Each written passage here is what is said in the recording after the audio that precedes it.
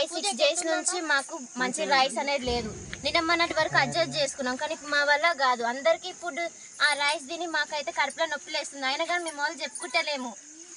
ఆ ఫుడ్ తిని ఇప్పుడు చాలా మందికి ఇప్పుడు ఎట్నో అవుతుంది. అంటే రైస్ బాగుండట్లేదా లేకపోతే వండే విధానం బాగలేదు? రైస్ బాగుంటలేదు, రైస్ వచ్చిన బియ్యమే ఎట్నో ఉన్నాయి. ఎన్ని రోజులకి వెళ్ళి పెడుతున్నారు ఈ రైస్? 4 days కి వెళ్ళా. మీరు మీ ఎస్ఓ మేడం గారికి కంప్లైంట్ చేసినారా? ఏమన్నారు? తను వచ్చి మాకేదో సందాయి చెప్పి పోయింది. అది తింటే ఏమవుతుంది? మాకు కడుపులో బాగా నొప్పిలేస్తుంది. మాకు తినబుద్ధి కావట్లేదు, అసలుకి నోట్లో పెట్టబుద్ధి కావట్లేదు.